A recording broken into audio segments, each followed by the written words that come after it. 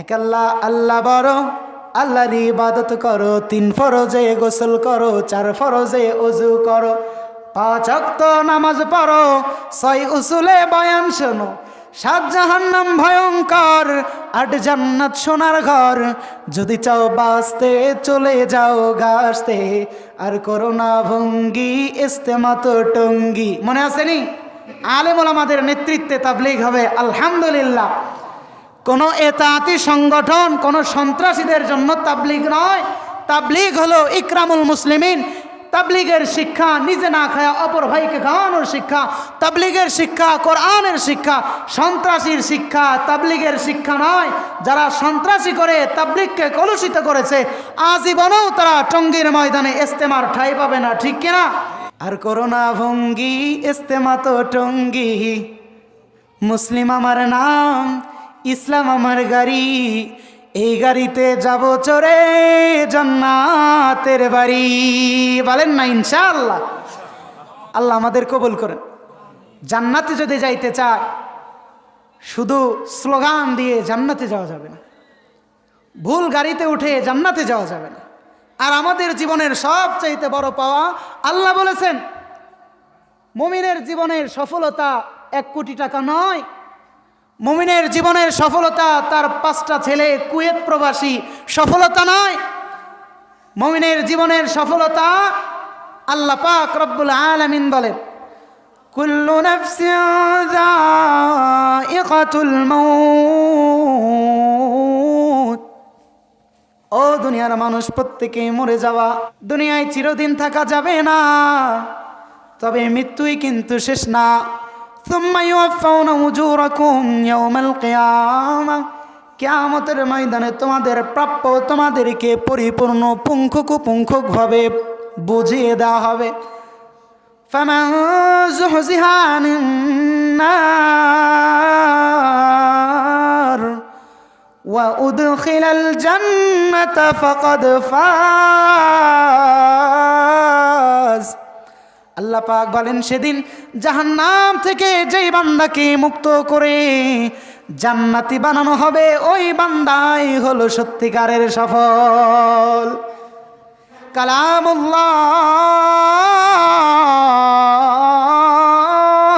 আল্লাহ বলেন এই কোরআন এমন এক কিতাব, আরে এই কোরআন পড়ে মানুষ যেমন দামি হয়, সারা দুনিয়ার মানুষ 1000 বার সারা দুনিয়ার মালিক হওয়ার পরও এই দামি হবে না।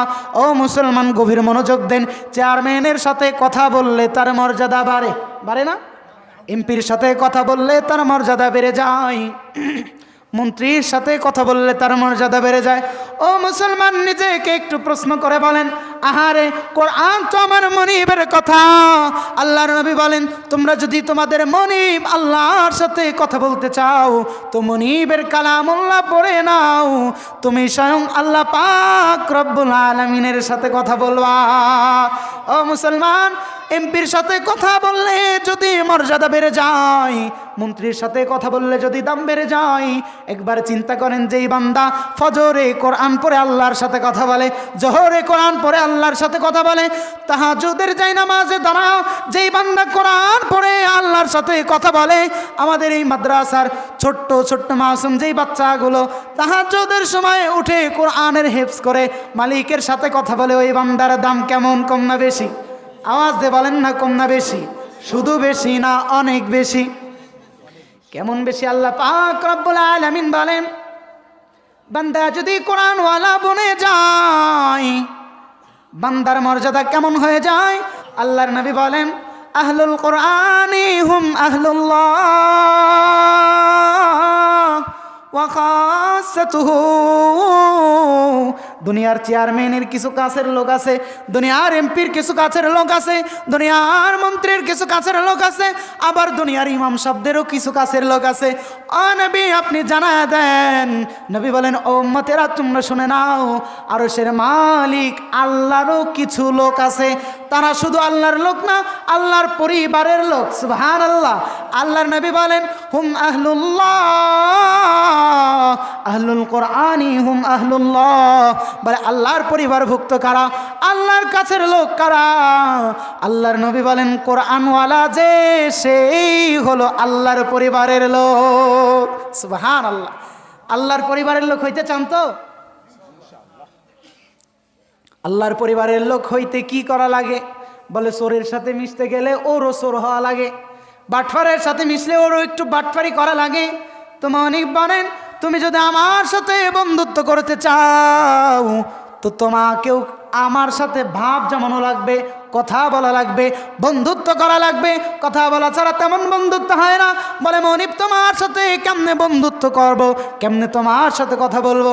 আল্লাহ পাক রব্বুল আলামিন বলেন বান্দা তুমি যখনই চাইবা তখনই আমি তোমার সাথে কথা বলবো। সুবহানাল্লাহ। আল্লাহ পাক রব্বুল আলামিন বলেন উদুনি আস্তাজিব লাকুম। বান্দা কোন সময় তুমি আমারে ডাকবা, তুমি ডাক দিতে দেরি করবা, আমি মনিব তোমার ডাকে সাড়া দিতে দেরি করব না। কোরআনওয়ালার দাম কেমন? عن علي رضي الله تعالى عنه قال قال رسول الله صلى الله عليه وسلم من قرأ القرآن فاستظهره فأحل حلاله وحرم حرامه وحرم حرامه أدخله الله الجنة وشفعه في 10 من أهل بيته كلهم قد وجبت له النار رواه أحمد والترمذي। আল্লাহর নবী সাল্লাল্লাহু আলাইহি ওয়াসাল্লাম বলেন জমিনে যখন কোনো বান্দা কোরআনওয়ালা হয়ে যায়, জমিনে যখন কোনো বান্দা কোরআনের তেলাওয়াত করে ফাআহাল্লা হালালাহু ওয়া হাররামা হারামাহু, আর এই বান্দা যখন হালালকে হালাল জানে, হারামকে হারাম জানে, আদখালাহুল্লাহুল জান্নাহ, আল্লাহ পাক রব্বুল আলামিন কোরআনওয়ালা হওয়ার কারণে ওই বান্দাকে বিনা হিসাবে জান্নাতের মেহমান বানায় দেয়। কোরআনওয়ালা কি শুধু মেহমান বানায় দেয় না, আল্লাহর নবী বলেন ওয়াশাফাহু ফি 10 মিন আহলি বাইতিহি কুল্লিহিম ক্বাদ ওয়াজাবাত লাহুন নার। আল্লাহ তাআলা কোরআনের আলেমকে, কোরআনের হাফেজকে অনুমোদন দিয়ে দেয় ও কোরআনওয়ালা একা একা জান্নাতে কেমনে যাও? তুমি যখন এই মাদ্রাসায় পড়তা, তুমি যখন মাওলানা তাওহীদ সাহেবের মাদ্রাসায় পড়তা, তো এই মাদ্রাসায় পড়ার জন্য কতজন তোমার জন্য মেহনত করছে, কতজন দোয়া করছে, কতজন তুমি যেই মাদ্রাসায় বসে বসে পড়ছো। আর রহমান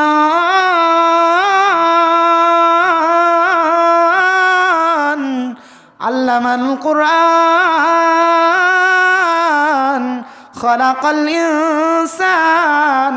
তুমি যখন মসজিদের মধ্যে পড়ছো, তুমি যখন মাদ্রাসার মধ্যে পড়ছো, ওই মাদ্রাসা যেই বান্দা 1 বস্তা সিমেন্ট দিছে, 1 বস্তা ইট দিছে, 1 ব্যাগ রড দিছে, ও হাফেজ আজকে তাদেরকে ভুইলা তুমি কেমনে একা একা জান্নাতে যাও? ওয়াশাফাহু ফি 10 মিন আহলি বাইতিহি কুল্লিহিম কদ ওয়াজাবাত লাহুন নার। যাও যাও জাহান্নামের মধ্যে দেখো এমন কাউরে চিনোনি যার সাথে দুনিয়ার তোমার মহাব্বত ছিল, যে তোমারে ভালোবাসা বুকে জড়ায় নিছে, কোরআনের কারণে যে তোমারে মহাব্বত করছে, কোরআনের কারণে, মাদ্রাসার কারণে, মসজিদের কারণে যে তোমারে মহাব্বত করছে। যাও যাও দেখো জাহান্নামে এমন কোনো বান্দারে পাওনি। তুমি শুধু একটু ইশারা দিয়ে বলো ওগো মনিব আমি এই বান্দারে চিনি, এই বান্দারে চিনি। ও হাফেজ ও আলেম তোমার বলতে দেরি হবে, তারেও আমি জান্নাত দিতে দেরি করব না। সুবহান।